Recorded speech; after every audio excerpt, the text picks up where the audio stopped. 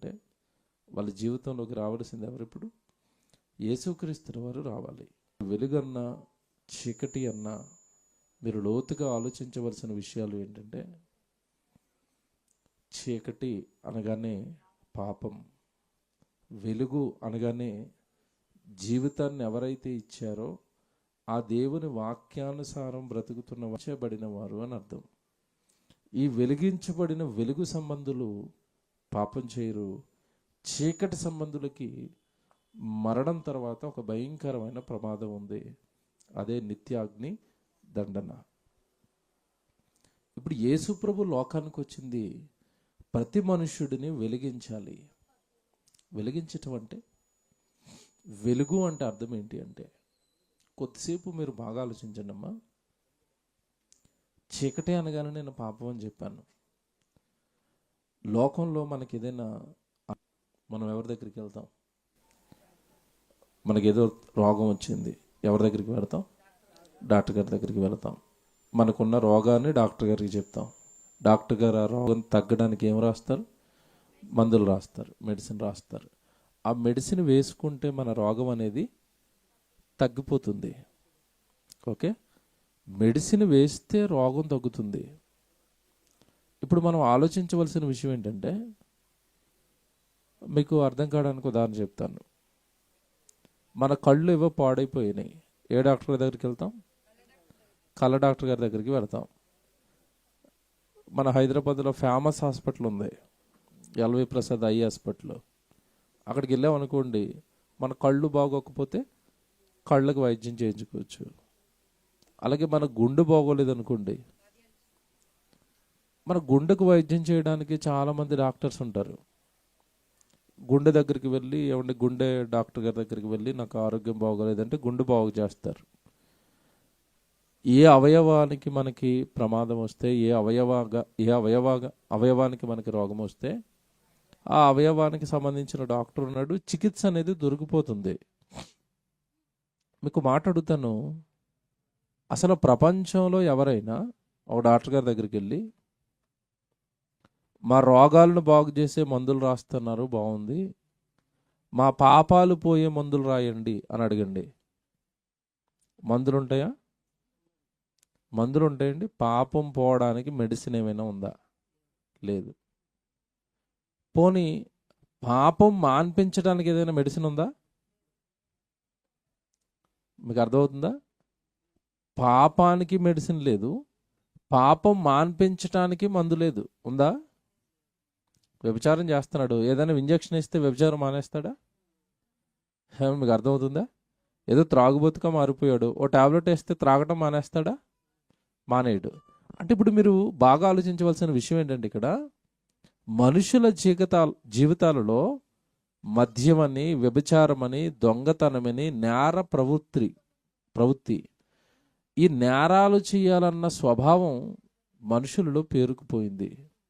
అది మనిషిని చీకటి సంబంధిగా మార్చింది. చీకటిలో అతని జీవితం కొట్టుమిట్టాడేటట్టుగా చేసింది. తన జీవితం అంతా కూడా, ఏమంటే ఎప్పుడైతే చీకటిలో మనిషి ఉంటాడో మీకు తెలియదు కాదు. ఇప్పుడు మనం లైట్లో నడుస్తున్నాం అనుకోండి, ఎక్కడేమున్నాయో తెలుస్తుంది, చక్కగా ఎక్కడికి వెళ్ళాలనుకుంటున్నాం అక్కడికి వెళ్ళి వస్తాం. చీకటిలో నడిచేవాడి పరిస్థితి ఏంటి చెప్పండి? దేన్నో గుద్దుకుంటాడు, లేదంటే పడిపోతాడు, దెబ్బలు తగులుతాయి. ఓకేనా? మీకు అర్థమవుతుంది కదా? చీకటిలో నడిస్తే మనకేం తగులుతాయి? దెబ్బలు తగులుతాయి. ఒక రకంగా చెప్పాలంటే ప్రమాదంలో పడిపోతాం. ఎక్కడ ఏం తగులుతుందో తెలీదు, ఎక్కడ ఎలాంటి ప్రమాదం మనకు వస్తుందో తెలీదు.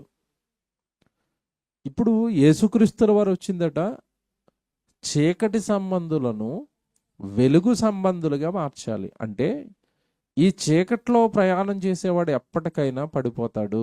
పడిపోడా? మందు కంటిన్యూగా తాగుతున్నాడు అనుకోండి, యవ్వనంలో ఉన్నంతకాలం ఏమీ కాదండి. 40-50 ఏళ్ళు దాటిన తర్వాత, శరీరంలో బలం తగ్గిన తర్వాత మంచాన పడతాడా? పడడా? మందు తాగేవాడు పడిపోతాడండి.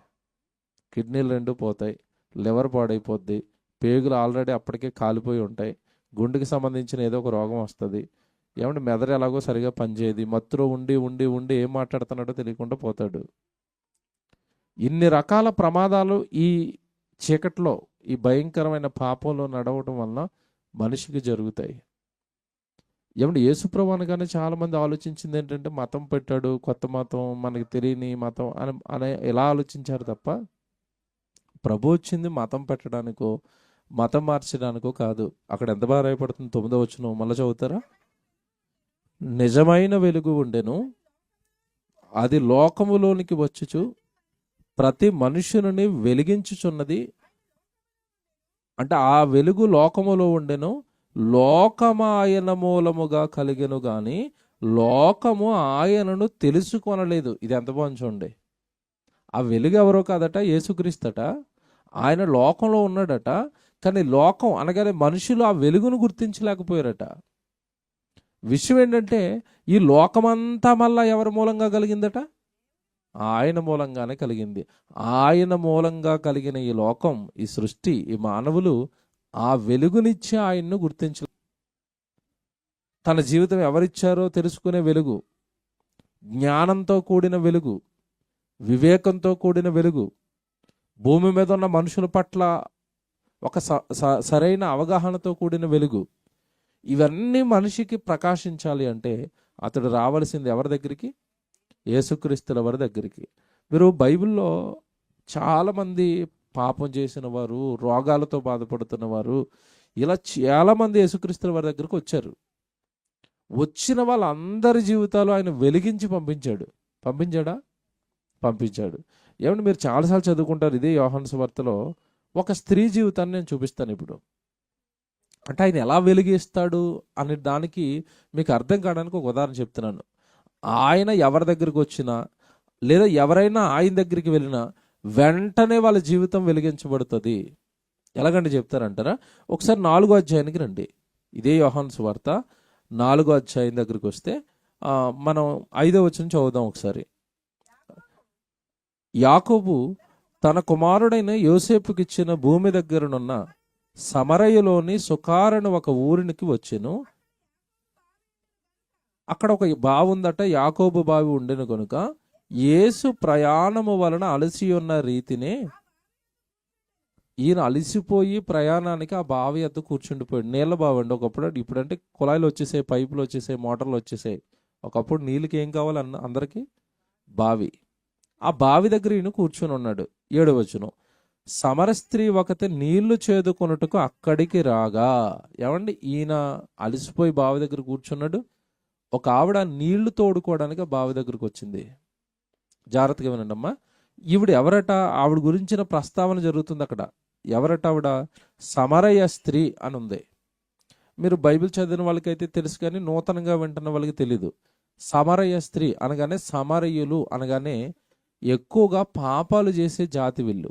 ఎక్కువగా పాపాలు చేస్తారు, దైవ భీతి ఉండదు, యథేచ్ఛగా నేరాలు చేస్తూ ఉంటారు. అలాంటి జాతి. అలాంటి జాతిలో పుట్టిన ఒక స్త్రీ బావి దగ్గరికి నీళ్ళు తోడుకోవడానికి వచ్చింది. ఆయన అక్కడ కూర్చున్నాడు, చూశాడు. ఇప్పుడు ఆయన ఆవిడతో మాట్లాడతాడు చూడండి. యేసు, నాకు దాహమునకిమ్మని ఆమెను అడిగెను. ఆయన శిష్యుల ఆహారం కొనుటకు ఊరిలోనికి వెళ్ళియుండిరి. ఆ సమరయ స్త్రీ, యూదుడవైన నీవు సమరయ స్త్రీనైన నన్ను దాహమునకిమ్మని ఎలాగూ అడుగుచున్నావని ఆయనతో చెప్పును. ఎలయనగా యూదులు సమరయులతో సాంగత్యము చేయరు. అంటే ఒక రకంగా చెప్పాలంటే ఈ స్త్రీ ఎవరు అంటే ఆ రోజు సమాజంలో వెలివేయబడిన స్త్రీ. అంటరాని వాళ్ళుగా, ఎవడు ముట్టుకోని వారుగా, ఊరికి దూరంగా ఉండవలసిన వారిగా, వెలివేయబడి గెంటి వేయబడి ఊరికి దూరంగా బ్రతుకుతున్న ఒక స్త్రీ అండి. ఆ స్త్రీ నీళ్లు తోడుకోవడానికి వచ్చింది. వెంటనే ఈయన యూదుడు, పవిత్రమైన ఒక జాతిలో పుట్టాడు, ధర్మశాస్త్రం కలిగిన జాతిలో పుట్టాడు. ఆయన వెంటనే అంటున్నాడు, అమ్మ నాకు నీళ్ళకి ఇవ్వవా అని అడిగాడు. ఈవిడ ఆశ్చర్యపోయింది. ఎందుకంటే వాళ్ళు ఈ సమరయులను చూస్తేనే అసహించుకుంటారు. నువ్వెందుకు ఇక్కడికి వచ్చావు, నువ్వు దూరంగా జరుగు, నువ్వు నన్ను ముట్టుకోకూడదు, ఇలాంటి మాటలు మాట్లాడతారు. అలాంటి మాటలు మాట్లాడవలసిన మంచి జాతిలో పుట్టిన యేసుప్రభు అంటున్నాడు, కొంచెం నాకు దాహానికి నీళ్ళు ఇస్తావా అని అడిగాడు. అప్పుడు ఆవిడేమంటుంది, మీరు యూదులు కదా, మేము సమరయులం కదా, నువ్వు నన్ను నీళ్ళు అడుగుతున్నావేంటి? అసలు మీ వాళ్ళు నన్ను దగ్గరికే రానివ్వరు, మమ్మల్ని చూడగానే అసహించుకుంటారు, మా జీవితాలు మంచివి కాదంటారు, అసలు మాతో సాంగత్యం చేయరు, మాతో సహవాసం చేయరు, మాతో మాట్లాడరు, మా ఇంటికి రారు. ఏమంటే వాళ్ళ ఇంటికి మమ్మల్ని రానివ్వరు, కనీసం మా ఊర్లో నుంచి కూడా వాళ్ళు నడవరు, మేమేదో అంటరాలు వాళ్ళవని, మేమేదో పాపిస్ట్ వాళ్ళవని మమ్మల్ని దూరంగా పెడతారు కదా. అలాంటి జాతిలో పుట్టిన నువ్వేంటి నన్ను దగ్గరికి చేరుస్తున్నావు? పిల్లరా, అంటరానితనంపై లేదంటే ఒకరు ఎక్కువ ఒకరు తక్కువ అన్న ఈ భావాలను మొట్టమొదటి ఈ భూమి మీద చెరిపేసింది ఎవరో తెలుసండి? యేసుప్రభు అండి. ఎవరు ఎక్కువ కాదు, ఎవరు తక్కువ కాదు. ఎవరికి కులాలు, మతాలు, వర్గాలు, ప్రాంతాలు, ఈ భేదాలు ఏమీ లేవు. ఆయన చెప్పిన బోధల్లో ఒకటే బైబిల్లో, మనమంతా కూడా పరలోకంలో ఉన్న కన్న తండ్రి పిల్లలమి, మనమంతా ఒకే కుటుంబం, మనమంతా ఒకే జాతికి సంబంధించిన వాళ్ళము, మనమంతా కూడా పరలోక సంబంధులము, మన తండ్రి అయిన దేవుడు ఒక్కడే అని చెప్పాడు. నిజంగానండి, సమానత్వం మనకి సంఘంలోనే కనబడుతుంది. నేను కొన్నిసార్లు అండి కొంతమందిని చూసినప్పుడు చాలా ఆనందపడతాను. ఏమండి, ఇది దేవుడి సన్నిధి కనుక నిజాలు మాట్లాడుకుందాం. ఇది దేవుడి సన్నిధి కనుక కింద బరకం వేస్తే బరకం మీద కూర్చున్నారు ఇక్కడ మీరు. ఇదే మిమ్మల్ని పెళ్ళికి పిలిచి పెళ్లిలో ఇలా కింద పరద వేసి కూర్చోమంటే మీరు కూర్చుంటారా? బాగా ఆలోచించండి. అస్సలు కూర్చోరు. ఎందుకు? ఆడేం మర్యాదలు రా, మర్యాదలు లేకుండా కింద కూర్చోబెట్టాడు అన్నారు. ఇక్కడ ఎక్కడ కూర్చున్నారు ఇప్పుడు మీరు? ఎందుకు కూర్చున్నారు చెప్పండి? ఇది ఎవరి సన్నిధి? దేవుని సన్నిధి. మేము దేవుని పిల్లలం, మేమంతా ఒకటే. నేను చాలామందిని చూస్తున్నాను, వాళ్ళ ఇంటికి వెళ్ళినప్పుడు వాళ్ళ ఇల్లు చాలా బాగుంటుంది. పెద్ద పెద్ద సోఫాలు, చక్క పెద్ద పెద్ద బెడ్లు, పెద్ద పెద్ద కుర్చీలు, రాజుల్లో కూర్చుంటారండి ఇంట్లో. కానీ దేవుడి సన్నిధికి వచ్చేసరికి మాత్రం, నేను ఇంట్లో రాజుని, మాకు పెద్ద సోఫా ఉంది, నేను కింద కూర్చోలేను అంటే వీటి మనం అందరం దేవుడి సన్నిధికి వచ్చేసరికి ఎలాగ మారిపోతామంటే, మాకు ఏం తెలియదండి, మేము దేవుడు పిల్లలు అండి, ఓ చోట కూర్చుంటామండి. ఈ సమానత్వం సంఘంలో కలిగించింది ప్రభు ఒక్కడేనండి. ఎక్కడ ఇలాంటి సమానత్వం కనపడదు. మళ్ళీ మన సంఘంలో మనం ప్రభులోనికి వచ్చిన తర్వాత మనం ఏమైనా మీ కులం ఏంటి, మా కులం ఏంటి అని మనం మాట్లాడుకుంటామా? మాట్లాడుకోండి. మీదే ఏమండి ప్రాంతం, మాదే ప్రాంతం, ఇవన్నీ మాట్లాడుకుంటామంటే మనం మాట్లాడుకోం. కులాలు, మతాలు, ప్రాంతాలు, ఈ ప్రస్తావన మనకి సంఘంలో ఉండదు. ఎందుకు ఉండదంటే, ఈ అసమానతలను మొట్టమొదలు చెరిపేసి నా సంఘంలో నా దగ్గరికి వచ్చిన వాళ్ళలో ఈ భేదాలు ఉండకూడదని చెరిపేసింది ఎవరో తెలుసండి? యేసుప్రభు. నేను అది చెప్పాను. ఆయన ఎవరి దగ్గరికి వస్తే వాళ్ళ జీవితంలో వెలుగు వస్తుంది. కులం కంపుతో కుళ్ళిపోతున్నాడు అనుకోండి, ప్రభులోనికి వచ్చిన తర్వాత వాళ్ళలో కంపు పోతుంది. మతం కంపుతో మళ్ళీ ఏమంటే రగిలిపోతున్నాడు అనుకోండి, ప్రభు దగ్గరికి రాగానే మతం అనే మలిన వాళ్ళలోంచి వెళ్ళిపోద్ది. ఎందుకంటే బైబిల్లో బెస్ట్ ఎగ్జాంపుల్ మత మౌఢ్యంతో రగిలిపోయిన వాడు ఎవరు అంటే పౌలు గారు. అంతకుముందు సౌలు. మాది యోధ మతం, యేసుప్రభు అందరిని మా మతంలో తీసుకెళ్ళిపోతున్నాడని చాలా యుద్ధాలు చేశాడు. చివరికి ఆయన చదివిలో పడిపోయాడు. మతం లేదు, ఏం లేదండి, అందరం పరలోకంలో ఉన్న తండ్రి పిల్లలము, మనమంతా ఒకటే. కులాలు లేవు, వర్గాలు లేవు, ప్రాంతాలు లేవు. ఎవడి నిజంగా సమసమాజం లేదా నవ సమాజం, కొత్త సమాజం ఇది సృష్టించింది ఎవరు అంటే యేసుక్రీస్తుల వారు. ఇలా సమాజాన్ని సంస్కరించడానికే యేసుక్రీస్తుల వారు ఈ భూమి మీదకి వచ్చారు. అదే మీరు చదువుకున్న మాట 9వ వచనం, ఆయన ఎక్కడికి వస్తే వాళ్ళ జీవితాలలో ఏమొస్తుందట? వెలుగు. వెలుగు. కులం కుళ్ళుతో కుళ్ళిపోతున్న వాడి జీవితంలో వెలుగు, లేదా పగతో రగిలిపోతున్న వాడి జీవితంలో వెలుగు వద్దండి. పగలొద్దండి, కక్షలు వద్దండి, ప్రేమండి. అందరం ఒకటేనండి, అందరం పరలోకం వెళ్ళాలండి.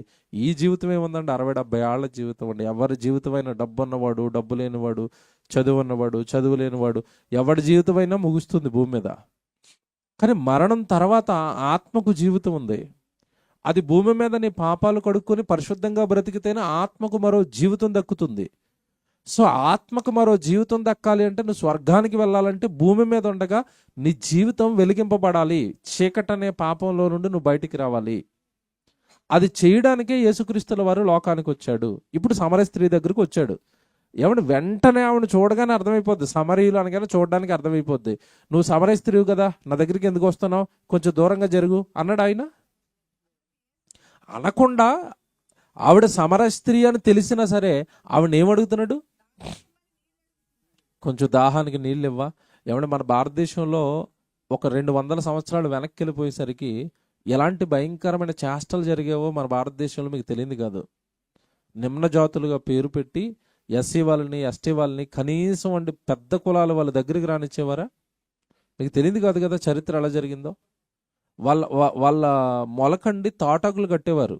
ఎందుకంటే వాడు నడుస్తున్నప్పుడు వాడు నడిచే త్రోవలో మేము ఎక్కడ నడుస్తామో త్రోవ మలినమైపోయింది కనుక వాడు నడిచిన త్రోవ అంతా కూడా తెలియడానికి, వాడు నడిచిన త్రోవ అంతా కూడా మళ్ళీ శుభ్రం అయిపోవడానికి వెనకాల ఈ నడడానికి తాటాకులు కట్టేవారు.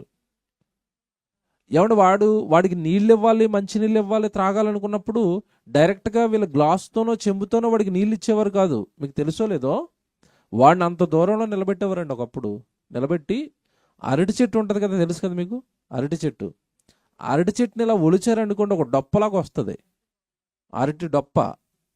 ఆ డొప్పనండి ఇలా పెట్టేవారండి, అది ఇలా ఇలా క్రాస్గా ఉంటుంది, మీరు చూడండి అరటి డొప్ప. వాడిని అంత దూరంలో నిలబెట్టండి, వాడి చివరి ఇలా దోసులు పట్టమని చెప్పి అరటి డొప్ప మధ్యలో పెట్టి ఇక్కడ పోసేవారు నీళ్లు. ఇక్కడ పోస్తే అరటి డొప్పలోంచి అలాగ వెళితే ఆ చివరిని ఇలా పట్టుకుని తాగేవాడు.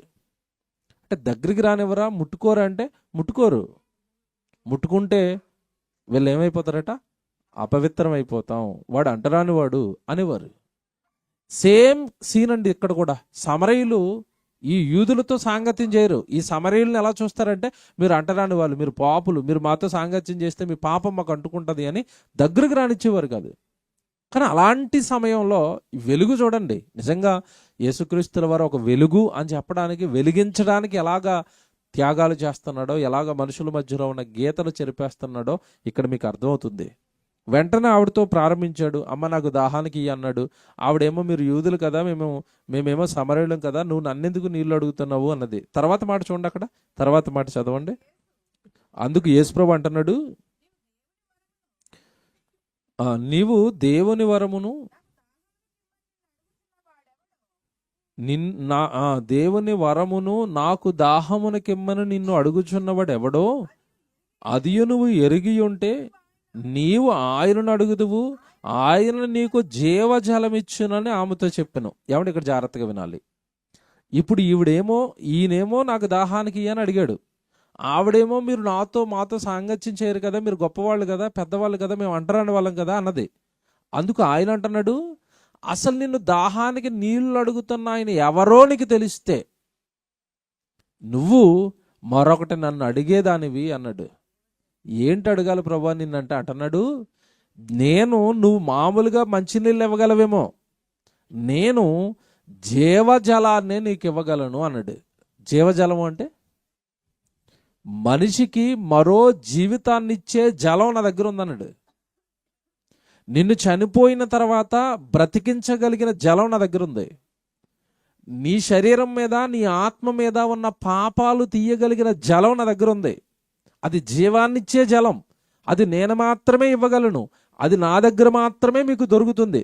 ప్రారంభంలో చెప్పాను కదా, భూమి మీద మనుషుల పాపాలు తీసే ఏ డాక్టరు లేడు. పోనీ శాస్త్రవేత్తలు ఏమైనా ఏమండి రాకెట్ వేసుకుని ఆకాశంలోకి ఎలా ఎగరాలో చెప్తారు తప్ప, ఒంటి మీద ఉన్న పాపాలు ఎలా కడుక్కోవాలో చెప్తారా? వాళ్ళ దగ్గర ఏమైనా టెక్నాలజీ ఉందా పాపాలు కడుక్కోవడానికి? లేదండి. మీరు ఒకటే గుర్తుపెట్టుకోండి, ప్రపంచంలో మీరు పండితుల దగ్గరికి వెళ్తారా, శాస్త్రవేత్తల దగ్గరికి వెళ్తారా, డాక్టర్స్ దగ్గరికి వెళ్తారా, సెలబ్రిటీస్ దగ్గరికి వెళ్తారా? మీరు ఎవరి దగ్గరికైనా వెళ్ళండి, నాకు ప్రాబ్లం అండి, నేను పెద్ద పెద్ద పాపాలు చేసేసానండి, కొంచెం నా పాపాలు తీయమని ఎవరినైనా వేడుకోనండి. ఎవరి వల్ల అయినా అవుతుందా? అవదండి. దీనికి ప్రత్యేకించబడిన ఒక నామం ఉంది భూమి మీద, అదే యేసుక్రీస్తుల వారి నామం. ఆ నామము వలననే ప్రపంచంలో ఉన్న మనుషులందరికీ ఏం దక్కుతుంది? రక్షణ. ఇప్పుడు యేసుప్రభు అదే ఎక్స్ప్లెయిన్ చేస్తున్నాడు. అసలు నిన్ను దాహానికి అడుగుతున్నాను, నేను ఎవరో నీకు తెలిస్తే నువ్వే నన్ను అడుగుతావు. నేను నిన్ను నీళ్ళు అడగడం కాదు, నువ్వే నన్ను ఒకటి అడుగుతావు అన్నాడు. ఏం అడుగుతావంటే, నేను నీకేమి ఇవ్వగలను అంటే జీవజలాన్ని ఇవ్వగలను అన్నాడు. ఏంటా జీవజలం? ఎంత బాగా చెప్తాడు చూడండి తర్వాత మాట. అప్పుడు ఆ స్త్రీ, అయ్యా ఈ బావి లోతైనది, చేదుకొనుటకు నీకు ఏమీ లేదే, ఆ జీవజలము నీకు ఎలాగ దొరుకును? తానును తన కుమారులను పశువులను ఈ బావి నీళ్లు త్రాగి మాకిచ్చిన మన తండ్రి అయిన యాకోబు కంటే నీవు గొప్పవాడవా? చూసారా, ఈయన ఏం వాటర్ ఇస్తానన్నాడు? జీవజలాలను ఇస్తానంటున్నాడు. ఆ స్త్రీకి ఏమర్థమైంది? నువ్విచ్చే వాటర్ ఏంటి బాబు, ఈ బావి ఎవరిదో తెలుసా? మా డాడీ యాకోబు గారు బావిది. మా యాకోబు గారు మా గొర్రెలకు మా మనుషులకు త్రాగడానికి ఈ బావిని తవ్వించి ఇందులో మంచి నీళ్లు మాకు ఇచ్చారు. నువ్వు మా యాకోబు కంటే గొప్పవాడవా? నువ్వేదో స్పెషల్ వాటర్ అని చెప్తున్నావు. ఏం వాటర్ అది? జీవజలం. అది ఎక్కడి నుంచి వస్తుంది? నువ్వు ఎలా తోడుతావు ఇందులో నుంచి అని అడుగుతున్నారు. అంటే ఈవిడి యేసుప్రభు చెప్పే మాటలు కరెక్ట్గా ఈవిడికి అర్థమయ్యాయా? అర్థం కాలేదండి. ఆయన మాట్లాడే వాటర్ వేరు, ఈవిడ అర్థం చేసుకున్న వాటర్ వేరు. ఏమంటే యేసుప్రభు మాటలు అర్థం చేసుకోవడం చాలా కష్టం, కానీ అర్థమైతే ఆ మహాజ్ఞానానికి మనిషి ఫిదా అయిపోతాడు. నిజంగా ఆయన మాట్లాడినట్టుగా ఎవ్వరూ మాట్లాడలేరు అని ఆయన బోధకు ఆశ్చర్యపోతారు. ఇంతకీ ఈయన ఇస్తానంటున్న జీవజలం ఏంటి? ఈ బావిలో నీళ్లు గురించి మాట్లాడటం లేదు ఆయన. ఈ బావిలో ఆవిడ తోడుకోవడానికి వచ్చిన నీళ్ల గురించి మాట్లాడటం లేదు ఆయన. వెంటనే ఆవిడ ఏమంటుందో తెలుసా? నువ్వు మా యాకోబు కంటే గొప్పవాడవా అన్నదా? తర్వాత మాట చూడండి ఏమంటుందో అని ఆయన అడిగాను. అందుకు యేసు, ఈ నీళ్లు త్రాగు ప్రతివాడు మరలా దప్పిక కొనును, నేనిచ్చి నీళ్లు త్రాగువాడు ఎప్పటికీ దప్పిక కొనడు. ఆగండే. నేను వానికి ఇచ్చి నీళ్లు నిత్య జీవమునకై బావిలో ఊరెడి నీటి బొగ్గగా ఉండును. ఇక్కడ జాగ్రత్తగా వినండి, క్లారిఫై చేస్తున్నాడు యేసుప్రభు. ఏమని? నేను నీకు జీవజలాన్ని ఇస్తానంటే ఆవిడ ఏ నీళ్ళ గురించి మాట్లాడుతుంది? బావిలో ఉన్న నీళ్ళ గురించి మాట్లాడుతుంది. అప్పుడు అంటున్నాడు, అమ్మా నేను మాట్లాడుతున్నది ఈ నూతిలో ఉన్న నీళ్ళ గురించి కాదు. ఎందుకంటే ఈ నూతిలో ఉన్న నీళ్లు నేను తీసి నీకు ఇచ్చినా ఇప్పుడు త్రాగుతావు, ఇప్పుడు దాహం తీరుతుంది. మరలా 1 గంటకో 2 గంటలకో నీకు మరలా ఏమేస్తుంది? అంతే కదండి. నీళ్లు తాగిన తర్వాత మనకి ఎంతసేపు ఉండగలం? 1 గంట 2 గంటలు. శీతాకాలం అయితే పోనీ 1 4 గంటలు ఎక్స్ట్రా ఉండగలము. వేసవకాలం అయితే అరగంటకు ఒకసారి ఏం కావాలి? మనకి వాటర్ కావాలి. అంటే ఒక్కసారి నీళ్లు తాగితే సరిపోతాయా? సరిపోదు. మరలా దాహం వేస్తుంది. కానీ ఇక్కడ యేసుప్రభు అంటున్నాడు, ఒక్కసారి నేను ఇచ్చిన నీళ్లు కనుక త్రాగారా జీవితంలో మళ్ళా వాడికి ఏమైందట? దాహం వేయదు. ఇది అర్థం అవ్వలేదు ఆవిడికి. అమ్మ నాయన, ఒక్కసారి త్రాగితే దాహం వేయని నీళ్ళు నీ దగ్గర ఉన్నాయా? ఒక్కసారి 1 బిందె ఇచ్చేయి మహాప్రభు. నేను ఎందుకంటే ఈ నీళ్లు మోసుకోలేక నాకు నడుము లేగేస్తుంది. ఆవిడకి అది అలాగ అర్థమైంది. మళ్ళీ బాగా వినాలి యేసుప్రభు మాటలు ఇవి. నేను ఇచ్చి నీళ్లు త్రాగావా అసలు జీవితంలో నీకు దాహం ఏది అన్నాడు. అసలు నేను ఇచ్చే నీళ్లు ఒక్కసారి వాడు త్రాగాడా వాడిలో నుండే నీటి పొక్క పుడుతుంది, వాళ్ళలో నుంచే నీళ్లు ఊరతాయి అన్నాడు. ఇక వాడికి దాహం వేయదు అన్నాడు. ఏంటండి ఆ నీళ్లు? ఆ నీళ్ళట ఆయన మాత్రమే ఇవ్వగలడట. ఎవరు? యేసుక్రీస్తుల వారు. ఏంటి ఆ నీళ్లు అంటే, ఆ నీళ్లు శరీరానికి కాదట. అక్కడ ఎంత బాగా చెప్పాడు తెలుసా? ఈ నీళ్లు దేనికోసము అంటే నిత్య జీవమునకై ఊరెడి నీటి బుగ్గ. అంటే ఇప్పుడు ఆయన మాట్లాడుతున్నది శరీరం కోసమా ఆత్మ కోసమా? మీకు అర్థమైందా? శరీరానికి నీళ్లు తోడుకోవడానికి నువ్వు వచ్చావు, నేను దేనికి నీళ్ళు ఇస్తాను? ఆత్మకు నీళ్ళు ఇస్తాను. ఆత్మకు ఒక దాహం ఉంది, ఆత్మకు ఒక ఆకలి ఉంది, ఆత్మకు ఒక జీవితం ఉంది. బాగా వినాలమ్మా. శరీరానికి ఆకలి ఉందా లేదా? ఇప్పుడు టైం ఎంత అయింది? 8:30. నేను 11 గంటల వరకు ఇలాగే చెప్తా ఉన్నాను అనుకోండి, మీకు ఏమేస్తుంది? దేనికి వేస్తుంది ఆకలి? శరీరానికి ఆకలి వేస్తుంది. 1 గంట అయినా వదలలేదు అనుకోండి, నెక్స్ట్ వచ్చేది ఏంటి చెప్పండి? ఎవరి కుర్చీలో అలా నిద్రపోతూ ఉంటారు. ఇక అంటే ఈ శరీరానికి ఆకలి ఉంది, ఈ శరీరానికి నిద్ర ఉంది, ఈ శరీరానికి దాహం ఉంది. ఇవన్నీ శరీరానికి ఉన్నప్పుడు శరీరం లోపల ఉన్న ఆత్మకు దాహం ఉండదా? ఉంటుందా? ఉండదా? ఉంటుంది. శరీరం లోపల ఉన్న ఆత్మకు విశ్రాంతి అవసరమా? అవసరం. మరి ఇవి ఎలా దొరుకుతాయి మనిషికి? ఎప్పుడు దొరుకుతాయి మనిషికి? ఆత్మకు విశ్రాంతి ఎప్పుడు? ఆత్మకు క్షేమం ఎప్పుడు? ఆత్మకు నిత్యజీవం ఎప్పుడు? ఆత్మకు దాహం లేని దినాలు ఎప్పుడు అంటే, ఇదిగో నేనిచ్చి నీళ్లు త్రాగువాడు ఎప్పటికీ ఎన్నటికీ వాడికి ఏమైందట? దాహానికి వాడికి అడగడు. ఏంటి ఇంతకీ ఏమిస్తాడు ఈయన? ఏమిస్తాడంటేనండి, ఆ దాహానికి యేసుక్రీస్తుల వారు ఇచ్చే నీళ్ళేంటో కదండి, వాక్యం. బాగా వినండి, ఏమిస్తాడు? వాక్యం. ఇప్పుడు వాక్యం విన్నవాడికి దాహం వేయదా? ఇప్పుడు మీరు అందరూ వాక్యం వింటున్నారు, దాహం వేయదా? వేస్తుంది. దేనికి వేస్తుంది దాహం అంటే? శరీరానికి వేస్తుంది. కానీ ఈ యేసుక్రీస్తుల వారి మాటలు కనుక మీరు నమ్మి, నిత్యజీవం ఇవ్వడానికి వచ్చాడండి, నా పాపాలు కడగడానికి వచ్చాడు, నా సృష్టికర్త నా కోసం సిలువలో అన్ని కష్టాలు పడ్డాడు అని ఆయన్ని గనక మీరు విశ్వసించి నమ్మి రక్షణలోనికి రాగలిగితే, మరణం తర్వాత మన ఆత్మకి ఏముండదో తెలుసా? దాహము, దప్పిక, కన్నీరు, వేదన ఇవన్నీ లోకంలో శరీరానికి ఉంటాయి. ఆత్మకి ఇవేవి రాకుండా ఉండాలి అంటే అందరూ రావాల్సింది ఎవరి దగ్గరకు తెలుసా? యేసుక్రీస్తు వారి దగ్గరికి. మీకు మాట చూపిస్తాను ఇప్పుడు. నేనిచ్చు నీళ్లు త్రాగివాడు ఎప్పటికీ నేను చేయడట దప్పిక కొనడు అన్నాడు కదా. నిజమేనా అంటే నిజమే. యేసుక్రీస్తుల వారు చెప్పిన మాటలు నమ్మితే వాడికి ఎప్పటికీ దాహం వెయ్యదు. ఎలాగంటే చెప్తారా? ఒకసారి ప్రకటన గ్రంథం తీయండి. ప్రకటన గ్రంథం 13వ అధ్యాయం అనుకుంటే ఒక మాట ఉంటుంది పరలోకం గురించి. ఒకసారి మాట తీయండి.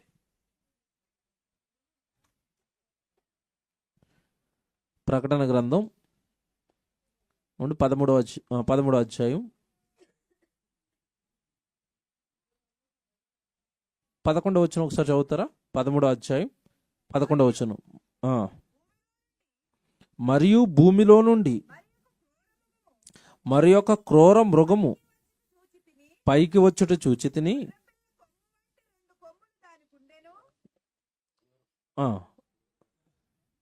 ఇది చదవండి మీరు. ఇప్పుడు నేను చదువుతున్న చదవండి.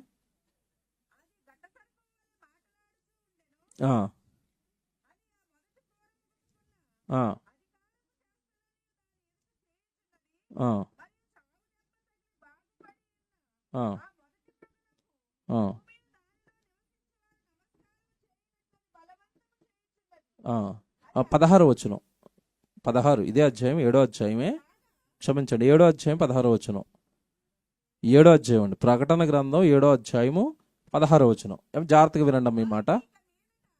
ఇప్పుడు వారికి ఇక మీదట అంటే వారు అనగానే ఇక్కడ ఎవరు అంటే భూమి మీద ప్రభువుని నమ్మారు, ప్రభు బ్రతకమన్నట్టుగా బ్రతికారు. మరణం తర్వాత వాళ్ళ శరీరాలు మట్టిలోనే ఇక్కడే ఉండిపోయాయి భూమి మీద. వాళ్ళ ఆత్మలు వెళ్ళిపోయాయి.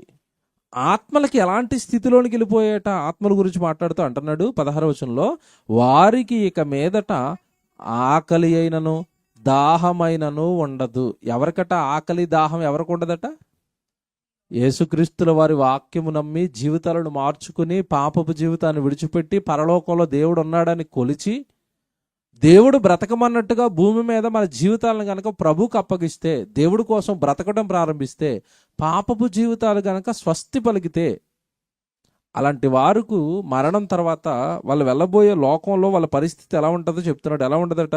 వారికి ఇక మీదట ఆకలి అయినను దాహమైనను ఉండదు, సూర్యుని ఎండ అయినను ఏ వడగాలి అయినను తగలదు.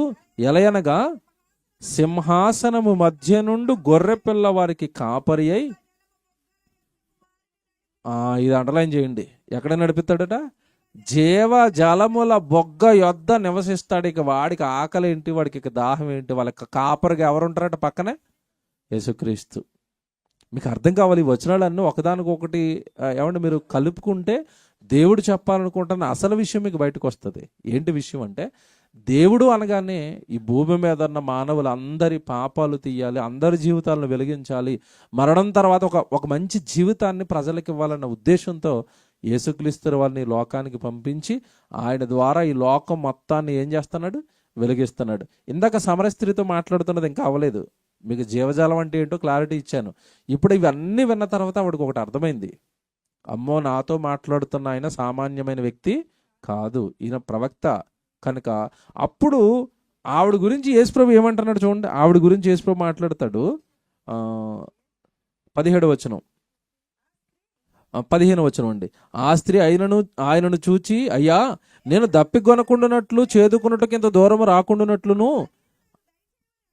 ఆ నీళ్లు నాకు దయచేయమని అడుగగా, యేసు, నీవు వెళ్ళి నీ పెనిమిటిని పిలుచుకొని ఇక్కడికి రమ్మని ఆమెతో చెప్పెను. ఆ స్త్రీ, నాకు పెనిమిటి లేడనగా. ఏమండి, ఇప్పుడు ఈయన తెలిసే చెప్తున్నాడు, నేను నీకు నీళ్ళు ఇస్తానన్నాను కదా, ఆ నీళ్ళు నీకు ఇవ్వాలంటే నువ్వు ఎవరిని తీసుకురా అన్నాడు? భర్తను తీసుకురా అన్నాడు. అప్పుడు ఆవిడ ఏమంటుంది చెప్పండి? నాకు పెనిమిటి లేడనగా యేసు ఆమెతో, నాకు పెనిమిటి లేడని నువ్వు చెప్పుచున్న మాట సరియే, నీకు 5 పెనిమిట్లుండిరి, ఇప్పుడు ఉన్నవాడు నీ పెనిమిటి కాడు. బా, ఇప్పుడు ఈ చరిత్ర ఆవిడ చెప్పిందా లేకపోతే ఆయన చెప్తున్నాడా? మీ ఆయన గారిని తీసుకురండి, జీవజాలాలు మీకు ఇచ్చేస్తాను అన్నాడు. ఎందుకన్నాడు అంటే, మీ ఆయన గారిని తీసుకురండి అని ఎందుకన్నాడు? చాలాసార్లు అండి యవనస్తులు ఇంట్లో దొంగతనం చేసేసి డాడీ జోబులో డబ్బులు, నేను ఒక చోట ఫోన్ కొనడానికి వెళ్తే అక్కడికి గొడవ జరుగుతుంది. వాడు ఒక 60,000 పట్టుకుని ఆపిల్ ఫోన్ కొనడానికి వెళ్ళిపోయాడండి. వాడికి వయసు రాలేదు, 12 ఏళ్ళు 13 ఏళ్ళు. 12 ఏళ్ళు 13 ఏళ్ళ వాడు 60,000 పట్టుకుని సెల్ ఫోన్ షాప్కి వెళ్ళి నాకు యాపిల్ ఫోన్ ఇచ్చేయండి అన్నప్పుడు షాపు వాడు ఏమడగాలి? ఎంత డబ్బు నీకు? ఆడు తెచ్చింది 6 రూపాయల 60 రూపాయల? ఎంత తెచ్చాడు? 60,000 అండి. ఈ చిన్నోడికి 12, 13 సంవత్సరాల పిల్లోడికి ఎక్కడొస్తాయి? వాడు అడగకుండానండి సెల్ ఫోన్ అమ్మేశాడు. వాడు సెల్ ఫోన్ కొనేసాడు. వాడు ఇంటికి అట్టుకుపోయి మొత్తం మీద గేమ్లు ఆడుకుంటున్నాడు. దాంట్లో ఎక్కడదరా సెల్ ఫోన్ అంటే మా ఫ్రెండ్ అది అంటున్నాడు. ఇంట్లో చూస్తే 60,000 మిస్ అయిపోయినాయి. అప్పుడు వాడిని గట్టిగా 4 వేస్తే అప్పుడు నిజం చెప్పాడు. ఏమని? నేను మన ఇంట్లో దొంగతనం చేసిన ఈ 60,000తో ఏం కొన్నాను? సెల్ ఫోన్ కొన్నాను. అప్పుడు వీడిని పట్టుకునండి షాప్కి తీసుకొచ్చారండి తల్లిదండ్రులు. ఎవడరా షాపు ఓనర్ అంటే వచ్చి కూర్చున్నాడు. అసలు నీకు చట్టం తెలుసా అని మాట్లాడుతున్నాడండి వాళ్ళ డాడీ. అప్పటి వరకు నాకు తెలియదు ఈ విషయం. ఇదో చట్టం ఉందని నాకు కూడా తెలీదు. 18 సంవత్సరాలు దాటిన వాడే మందు షాప్ దగ్గరికి వెళ్ళాలి, ఇది చట్టం మనకు తెలుసు. కానీ సెల్ ఫోన్ షాప్ కూడా ఆడే వెళ్ళాలట. ఎందుకంటే మైనర్స్కి, మేజర్ కాకుండా మైనర్స్కి వాల్యుబుల్ వస్తువులు అమ్మకూడదు. దాని పక్కనే గార్డెన్గా ఒక పేరెంట్ కానీ లేదంటే అతనికి సంబంధించిన వాళ్ళు కానీ ఒకళ్ళు ఉండాలట. ఇంత చిన్న వయసులో నువ్వు ఇన్ని వేల రూపాయలు పట్టుకొస్తే నువ్వు దొంగతనం చేసావా? మీ నాన్నేడి, మీ నాన్నని తీసుకుని రా అని చెప్పకుండా సెల్ ఫోన్ ఎందుకు అమ్మావు? నీ మీద కేసు పెడతానంటున్నాడు. షాపోడు గజగజ వణికేసాడండి. ఇప్పుడు ఇది ఉదాహరణ మీకు ఎందుకు చెప్పానంటే, ఇప్పుడు యేసుప్రభుని ఆవిడ ఏమడుగుతుంది? ఏదో నీ జీవజాలం అంటున్నావు కదా, ఇక దాహం ఇది అంటున్నావు కదా, అది నాకు ఇచ్చేయని అడిగింది. అప్పుడు ఆయన ఏమంటున్నాడు? ఇస్తాను కానీ కొంచెం మీ ఆయన గారిని తీసుకుని రా అన్నాడు. ఎందుకు అడిగాడు చెప్పండి? బాగా ఆలోచించండి. ఎందుకు అడిగాడు? యేసుప్రభు ఒక్కసారి ఒక స్త్రీని కానీ ఒక పురుషుని కానీ కింద నుంచి పైకి చూశాడు అనుకోండి, వాళ్ళ జీవితం మొత్తం తెలిసిపోద్ది ఆయనకి. ఈవిడ జీవితం మొత్తాన్ని తెలుసుకున్నాడు, ఈవిడ జీవితం బాగోలేదని. ఇప్పుడు ఈవిడ జీవితాన్ని బాగు చేయాలి అంటే ఆవిడ చేస్తున్న తప్పేంటో ఆవిడకి చెప్పాలి. నీ పెనిమిటిని తీసుకురాగానే ఏమంటే లేడండి, మాకు మా ఆయన లేడండి అంటే, నువ్వు కరెక్ట్గానే చెప్పావమ్మా, మీకు ఆయన లేడు, ఇప్పుడు ఉన్న ఆయన కూడా మీ ఆయన కాదు, నువ్వు 5 మార్చేసావు అన్నాడు. అంటే ఇప్పుడు ఏ జీవితంలో ఉంది చెప్పండి? ఇప్పుడు ఏ జీవితంలో ఉంది? భర్తలను మారుస్తుందంటే ఏ జీవితం ఆవిడది? పాపం అండి, వ్యభిచారం చేస్తుందండి. అది వ్యభిచారం కదండి. ఏమంటే 4 రోజులకోసారి చీర మార్చినట్టుగా భర్తలు మార్చడం అంటే ఏంటది? వ్యభిచారం. ఇప్పుడు సినిమా వాళ్ళు చేసేది అదే.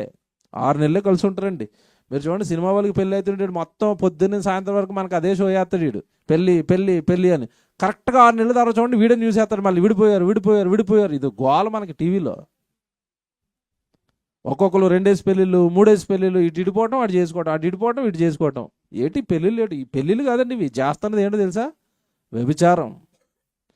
జీవితకాలంలో యేసు పెట్టిన నిబంధన, జీవితకాలంలో ఒక పురుషుడికి ఒక స్త్రీ, ఒక భర్త తన జీవితకాలం ఒకే భార్యతో కాపురం చేయాలి. ఒక భార్య తన జీవితకాలం ఒకే భర్తతో కాపురం చేయాలి. ఇది కట్టడ, దైవ కట్టడ. ఇలాంటి వెలుగులు ఇస్తాడు యేసు దగ్గరికి వస్తే. ఇలాంటి కట్టడలు చెప్తాడు. ఆవిడకి చెప్తున్నాడు, ఇప్పుడున్న భర్త కూడా నీ భర్త కాదమ్మా, నువ్వేం చేస్తున్నావు? పాపం చేస్తున్నావు, వ్యభిచారం చేస్తున్నావు అనగానే, ఏమండి నిజంగా ముఖపరిచయం ఉన్న వాళ్ళైతే, ఇంటి పక్కన ఉన్న వాళ్ళైతే ఈవిడ చేసిందంతా చూసి చెప్తారు. ఏమండి వాళ్ళిద్దరికి ఏమైనా ముఖపరిచయం ఉందా? యేసుప్రభుని సమర స్త్రీకిని ముఖపరిచయం లేకుండా 5 భర్తలు మార్చేశారని ఏమండి ఆయనకి ఎలా తెలిసిపోయింది? ఈ భర్తలు మార్చే వాళ్ళు కూడా ఏం చేస్తారంటే, ఫస్ట్ ఆయనకి తెలియకుండా రెండో ఆయన్ని సెట్ చేసుకుంటాను. ఆయన నాకు ఏం తెలియదండి, ఫస్ట్ మ్యారేజ్ అంటారు అంతే. మన ఈ మధ్యకాలంలో గచ్చిబౌలి దగ్గర ఒక నిత్య పెళ్లి కొడుకు బయటపడ్డాడు. నిత్య పెళ్లి కొడుకు, నిత్య పెళ్లి కూతురు మనం చూడలేదా? 6 నెలలకు ఒకసారి పేరు మార్చేసుకోవటం. ఎవడి నిత్య పెళ్లి కొడుకు ఏం చేస్తున్నాడు తెలుసండి? సాఫ్ట్వేర్ ఎంప్లాయీ ఒక ఐడి కార్డు తయారు చేసుకున్నాడు ఫ్రెష్గా, ఒక కంపెనీది. ఒక ఐడి కార్డు తయారు చేసుకోవటం అండి, ఒక విగ్ ఆర్డర్ చేసుకోవటం. మనోడికి జుట్టు లేదు, బోడుగుండు. ఒక విగ్ మార్చగానే స్టైల్ మారిపోతుంది, ఐడి కార్డు మారగానే కొత్త పెళ్లి కొడుకు మ్యాట్రిమోనీలో అప్లై చేస్తున్నాడు, మ్యారేజ్ కుదుర్చుకుంటున్నాడు, డబ్బులు తీసుకుంటున్నాడు, రాత్రి వెళ్ళిపోతున్నాడు అక్కడి నుంచి కట్నం తీసుకుని, డబ్బు తీసుకుని. నిన్నగాక మొన్న వచ్చిన వార్త. అలాగే ఈవిడేం చేస్తుందంటే ఈయనకి తెలియకుండా ఒకరు, ఆయనకి తెలియకుండా ఒకరు, ఆయనకి తెలియకుండా ఒకరు ఎవరిని మారుస్తుంది? భర్తలు మారుస్తుంది. ఒకే మాట చెప్పాడు, అమ్మా నీది పాపపు జీవితం, ఈ పాపపు జీవితంలో ఉన్నవాడు ఎవడో కూడా నేను ఇందాక ఇస్తానన్నాను కదా, ఏంటది? నిత్య జీవానికై నీరుడి ఉన్ను. ఏమండి? నీటి బొగ్గ వాక్యం నీ దగ్గరికి రాదమ్మా, నువ్వు పాపం చేస్తున్నావు, నువ్వు పరలోకం వెళ్ళలేవమ్మా, నువ్వు నిత్య జీవానికి రాలేవమ్మా, నీ పాపాలతో మరణం తర్వాత నిత్యాగ్ని దండానికి వెళ్ళిపోతావు. అలా భూమి మీద ఉన్న మనుషులందరి జీవితాలను వెలిగించి నేను నిత్య జీవం ఇవ్వడానికి వచ్చాను, కనుక నీ పాపాలు నువ్వేం చేయాలి? మానేయాలి, విడిచిపెట్టాలి. ఆయన చెప్పిన ఒక్క డైలాగ్ అండి ఆవిడ గుర్తుపట్టేసింది, యేసుప్రభు సామాన్యుడు కాదు. అప్పుడు ఆ స్త్రీ ఏమంటుంది చూడండి, అయ్యా నీవు ప్రవక్తవని గ్రహించుచున్నాను, మా పితరులు ఈ పర్వతమందు ఆరాధించిరు కానీ ఆరాధింపవలసిన స్థలము యెరూషలేములో ఉన్నదని. ఏమంటే తర్వాత ఆవిడ సబ్జెక్టులోకి వెళ్ళింది, ఆరాధనల గురించి, పితరులు చేసిన కార్యక్రమాల గురించి. ఏమంటే ఈ స్త్రీ మారిపోయిందండి, మీకు తెలుసు కదా. సమరయ స్త్రీ ఏం చేసింది? యేసుప్రభు మాట్లాడిన తర్వాత మారిపోయింది. తన పాపపు జీవితాన్ని విడిచిపెట్టింది, తన పాత జీవితానికి పాత్ర వేసింది. ఇంకొక ఘన కార్యక్రమం చెప్పమంటారు ఆవిడ జీవితంలో? ఈవిడ మారిపోవటమే కాకుండానండి, నేను మారిపోయానని చెప్పి ఊరిలోకి వెళ్ళి అందరికీ చెప్పింది. నన్ను యేసుప్రభు ఏం చేశాడు? మార్చేశాడు, నా పాపపు జీవితాన్ని మార్చేశాడు, నాకు ఒక కొత్త జీవితం ఇచ్చాడు. ఆయనతో మాట్లాడితే చాలు ఎవడైనా మారిపోతాడు, అంతే కదండి. మన మధ్యలో కొంతమంది ఉంటారండి, వాళ్ళతో మాట్లాడిన సేపు మనం ఆనందంగా ఉంటాం, కొంతమంది నవ్వుతూ మాట్లాడుతూ ఉంటారు. కొంతమంది ఉంటారండి, వాళ్ళతో ఎప్పుడు మాట్లాడిపోయి బయటకు వద్దాం అన్నట్టుగా ఉంటారు కొంతమంది మొహాలు. ఉండలేము వాళ్ళతో, కోపంగా రౌద్రంగా, వీటితో అయిపోతే బాగుంటారు బాబు వెళ్ళిపోదాం అన్నట్టుగా ఉంటుంది. యేసుక్రీస్తుల వారితో మాట్లాడితే ఏం జరుగుతుందంటే మనిషిలో ఉన్న పాపాలన్నీ బయటకు వస్తాయి. ఇప్పుడు ఆయనతో ఆవిడ సంభాషణ చేయడం వల్లే కదా ఆవిడ జీవితంలో ఉన్న పాపాలన్నీ ఆయన బయట పెట్టాడు. ఇప్పుడు మనం ప్రభు దగ్గరికి వస్తే, సంఘానికి వస్తే, వాక్యం వింటూ ఉంటే మనలో ఉన్న లోపాలు కూడా ప్రభు ఏం చేస్తాడు? బయట పెడతాడు. మన జీవితాలను చక్కబెడతాడు, మన జీవితాల పాపపు జీవితాలను వెలిగిస్తాడు, గొప్పవిగా మారుస్తాడు. ఏమంటే ఈవిడ జీవితాన్ని ఎంత గొప్పగా మార్చాడు అంటే, వ్యభిచారం చేసుకుంటూ బ్రతుకుతున్న స్త్రీ నుండి సువార్త జరిగించే స్త్రీగా మార్చేశాడు. అందరికీ సువార్త చెప్పుకుంది, తన ఊరు వారందరినీ ప్రభు దగ్గరికి నడిపించింది. ఏమండి ఆవిడ వ్యక్తిత్వం మారింది, ఆవిడ గుణాలు మారాయి, ఆవిడ క్యారెక్టర్ మారింది. ఆవిడకంటూ సమాజంలో ప్రభు దగ్గరికి వచ్చిన తర్వాత ఒక గౌరవం ఏర్పడింది. పాపపు జీవితానికి, పాత జీవితానికి స్వస్తి పలికింది. కనుక బైబిల్లో ఒక మాట ఉంటుంది, ఎవడైనను క్రీస్తునందున్న ఎడల వాడు నూతన సృష్టి అని ఉంటుంది. అంటే ప్రభులోనికి వచ్చిన వాడు ఏమైపోతాడట? నూతనంగా సృష్టించబడతాడట. పాపపు జీవితంతో వచ్చినవాడు ఏమంటే పవిత్రమైన జీవితంతో బయటికి వెళతాడు. ఏదో దురాలోచనలతో వచ్చినవాడు మంచి ఆలోచనలతో బయటికి వెళతాడు. పగతో ప్రభులోనికి వచ్చినవాడు ప్రేమామయుడిగా మారిపోతాడు. నరహంతకులు చాలామంది ప్రభులోకి వచ్చారు, అందులో పౌలు గారు నరహంతకుడే. సౌలుగా ఉన్నప్పుడు నరహంతకుడు చంపినవాడు ప్రభులోనికి వచ్చిన తర్వాత నేను అవసరమైతే ప్రజల కోసం ప్రాణాలు పెడతానంటున్నాడు. ఎలా మారిపోయారు చూసారా? ఈ మార్పుకు కారణం ఏంటంటే యేసుక్రీస్తుల వారు ఎవరి జీవితంలోనికి వస్తే వాళ్ళ జీవితంలోకి ఏమొస్తుంది? వెలుగు. నేను ప్రారంభించిన రెఫరెన్స్ అదే, యోహాను సువార్త 1వ అధ్యాయం. అది చూద్దాం ఒకసారి, మీరు చదువుకున్న మాట. యోహాను సువార్త 1వ అధ్యాయం 9వ వచనం. నిజమైన వెలుగు ఉండెను, అది లోకములోనికి వచ్చుచు ప్రతి మనుషుణ్ణి కూడా ఆ వెలుగు ఏం చేస్తుందట? వెలిగిస్తుంది. ఇప్పుడు సమరయ స్త్రీని వెలిగించింది. పాపపు జీవితాన్ని అంతా బయటపెట్టిందా? బయటపెట్టింది. ఏమంటే ఇలా మీరు చెప్పుకుంటూ వెళితే నేను చాలా మంది జీవితాలు చూపిస్తాను, యేసుప్రభు వెలిగించిన జీవితాలు. పొట్టి జక్కయ్య మీకు అందరికీ తెలియదు కాదు, యేసుప్రభు ఆ మార్గంలో వెళుతున్నాడు. ఈ పొట్టి జక్కయ్య గారికి యేసుప్రభుని చూడాలన్న ఆశ ఉంది. ఇతనికి ఏంటంటే ఆశ ఉంది కానీ హైట్ తక్కువ, జనంలో తొక్కేస్తారు. జనంలో నేను చూడలేను యేసుప్రభుని. అప్పుడు ఏం చేశాడంటే యేసుప్రభుని ఎలాగైనా చూడాలని ఏం చేశాడు? మేడి చెట్టు ఎక్కి పైనుంచి చూస్తున్నాడు. ఎవడు నిజంగా యేసుప్రభు అందరి మనసులను ఎరిగినవాడు, అందరి హృదయాలను ఎరిగినవాడు. ఇక్కడ కూర్చున్న మీ హృదయాలు కూడా ఎరుగుతాడా? ఎరిగినవాడే. ఎందుకంటే కొంతమంది వాక్యం మీద ఆసక్తితో వచ్చి ఉంటారు, ప్రభు మీద ఇష్టంతో వచ్చి ఉంటారు. కొంతమంది ఏమో ఇంటైం చెప్పాడు కదా వెళ్ళకపోతే బాగోదని వచ్చిన వాళ్ళు ఉంటారు. రకరకాల మనసులు ఉంటాయి. మనసుల్లో ఏముందో ఎవరికి తెలుసు? యేసుప్రభుకు తెలుసండి.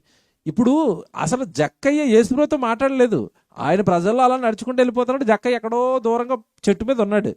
ఒక్కసారి యేసుప్రభు వెనక్కి తిరిగాడండి. పొట్టు జక్కయ్య దిగి కిందకి రా అన్నాడు. అసలు అతను షాక్ అయిపోడు, ఇతనే నన్ను పిలుస్తున్నాడు. అలాగ దగ్గరికి వచ్చాడండి. ఈరోజు నేను మీ ఇంట్లో భోజనానికి వస్తున్నాను అన్నాడు. ఎలాగుంటా చెప్పండి? ఆయన ఎవరనుకుంటున్నారు? సృష్టికర్త. మీకు ఇలా చెప్తే అర్థం కాదు. మీ ఎమ్మెల్యే గారు ఏదో అలాగా వీధి ఎలాగుందో చూద్దాం, పనులు ఎలాగుందో చూద్దామని ఇలా వీధిలోకి వచ్చి మీ ఇంటికి రాగానే నేను మధ్యాహ్నం మీ ఇంట్లో భోజనానికి వస్తాను అన్నాడు అనుకోండి, ఎలా ఉంటుంది? ఒక్కసారి షాక్ అయిపోయి ఎమ్మెల్యే గారు మా ఇంటికి దేనికి వస్తున్నారు? భోజనానికి వస్తారు. ఎన్ని రకాలు వండుతారు, వీధంతా ఎంత హడావిడి చేస్తారు. ఎవరు వస్తున్నందుకు? ఎమ్మెల్యే గారు వస్తున్నందుకు. ఆయన వస్తున్నది ఎమ్మెల్యే గారు కాదు. ఆయన ఎవరో తెలుసండి? రాజులకు రాజు, ప్రభువులకు ప్రభు, సృష్టికర్త, సర్వేశ్వరుడు, సర్వశక్తిమంతుడు, సర్వ సృష్టికి ఆధార సంభూతుడు.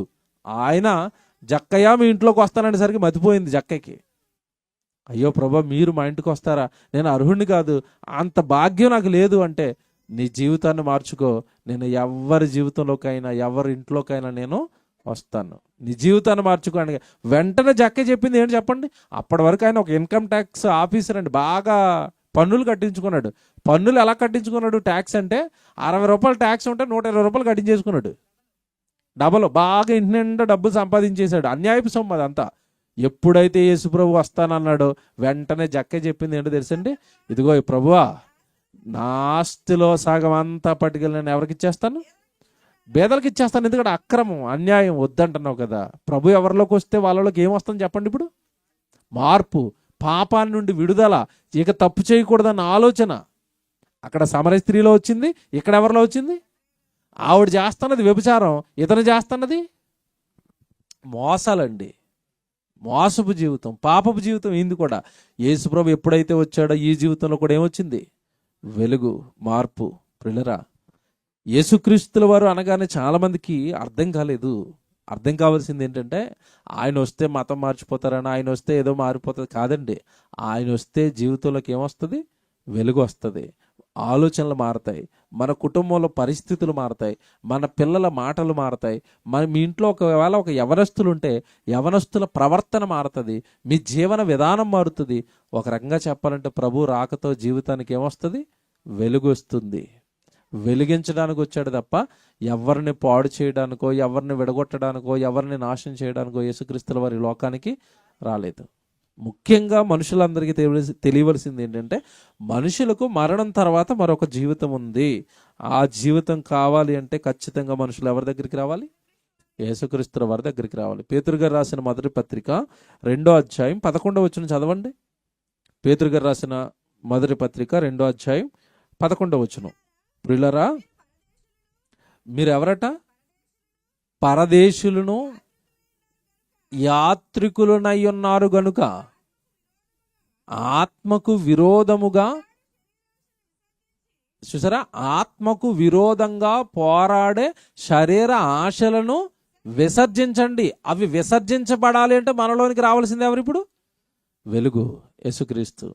ఆత్మకు విరుద్ధంగా శరీర ఆశలను మీరు విసర్జించండి. ఎందుకంటే ఈ శరీరం నీతో వ్యభిచారం చేయమంటది, దొంగతనం చేయమంటది, పాపాలు చేయమంటది. ఈ శరీరానికి ఆ పాపాలంటే ఇష్టం. ఏమంటే ఒకప్పుడు పరాయి స్త్రీని కన్నెత్తి చూడటం అన్నా, పరాయి స్త్రీతో ఏమంటే తప్పుడుగా మాట్లాడాలి అన్నా ఒకప్పుడు అదేదో పెద్ద నేరం కింద, అది పొరపాటు కింద భావించేవారు. ఇప్పుడు మీరు చూడండి, కామెడీ చేస్తున్నారు. ఏదో వస్తుంది ప్రోగ్రాం గురువారం శుక్రవారం, జబర్దస్త్ అండి. ఆ జబర్దస్త్ ప్రోగ్రాం అంతా ఏంటో తెలుసండి? వీడికి భార్య ఉంటుంది, పక్కోడు భార్యను పడగొట్టడం ఎలాగో స్కిట్ వేస్తాడు వాడు. మీరు చూడటం లేదు అవి?